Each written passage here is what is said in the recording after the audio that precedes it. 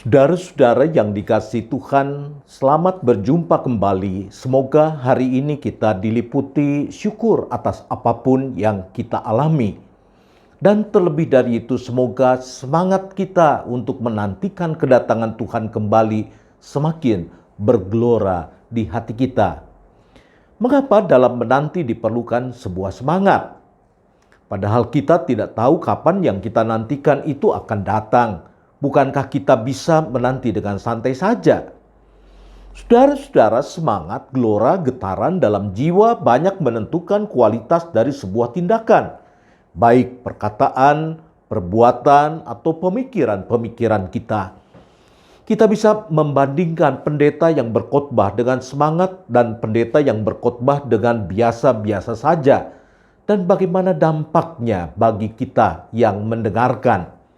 Kita bisa membandingkan seorang guru yang mengajar dengan semangat untuk memotivasi siswa dengan seorang guru yang hanya sekedar menyampaikan informasi, dan kita semua pernah mengalami apa dampaknya bagi kita. Semangat walaupun bukan komponen satu-satunya, tapi sangat mempengaruhi hasil dari sebuah tindakan. Kita bisa perhatikan lomba perahu naga dalam Festival Mahakam, sebuah event kebudayaan tahunan di Kalimantan. Dalam setiap perahu naga selain ada pendayung, selalu ada satu orang penabuh genderang di dalam setiap perahu. Tentu kita bertanya apa kaitan antara lomba dayung dengan genderang. Para penabuh genderang adalah orang yang bertugas membangkitkan semangat para pendayung agar mereka dapat mempertahankan kecepatan, bahkan meningkatkan kecepatan perahu untuk menyalip perahu lain atau untuk menghindarkan diri agar tidak tersalip oleh perahu lawannya. Semangat dalam menanti sering disebut sebagai spiritualitas penantian. Spiritualitas penantian yang diajarkan oleh Yesus mengajak kita untuk mempersiapkan diri sedemikian rupa seolah-olah saatnya akan terjadi dalam waktu singkat. Gereja yang memupuk spiritualitas penantian adalah gereja yang menunjukkan kualitasnya dalam melaksanakan tugas dan panggilannya. Orang-orang percaya yang memupuk spiritualitas penantian akan menjadi orang-orang yang bercahaya di tengah dunia yang gelap, agar banyak orang tidak tersesat dalam kehidupan ini. Spiritualitas penantian dibahasakan oleh Yesus melalui ajakan untuk berjaga-jaga. Karena itu, berjaga-jagalah, sebab kamu tidak tahu bila manakah tuan rumah itu pulang, menjelang malam atau tengah malam, atau larut malam, atau pagi-pagi buta, supaya kalau tiba-tiba ia datang, jangan didapatinya engkau sedang tidur.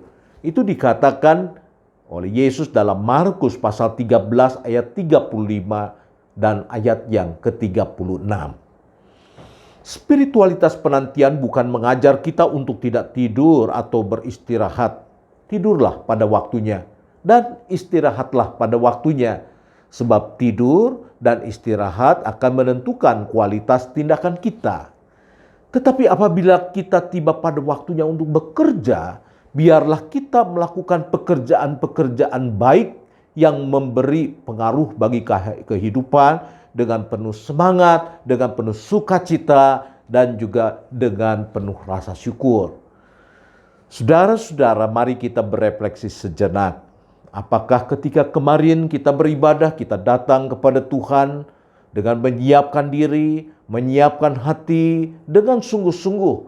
Sehingga ketika kita menyanyi, walaupun kita menyanyi di rumah, ketika kita berdoa, betapapun kita berdoa di rumah, dan ketika kita mendengar firman, betapapun kita mendengar firman di rumah, kita tetap memiliki gelora kerinduan untuk dengar-dengaran dengan firman Tuhan, untuk bersekutu dalam hadirat Tuhan.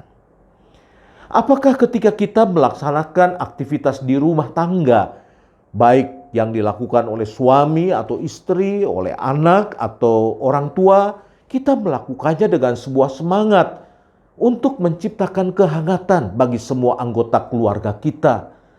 Apakah kita ketika keluar rumah dan bertemu dengan banyak orang, baik itu atasan, bawahan kita, teman sekerja kita menyapa mereka dengan senyum persahabatan, senyum keramah tamahan, tanpa kita membedakan dia itu atasan kita atau bawahan kita. Apakah ia orang yang bersahabat dengan kita ataupun orang yang membenci kita? Kalau kita melakukannya dengan tanpa rasa atau bahkan bercampur dengan pelbagai perasaan negatif, maka sebenarnya kita menjadi orang yang tidak memelihara spiritualitas penantian dalam hidup kita.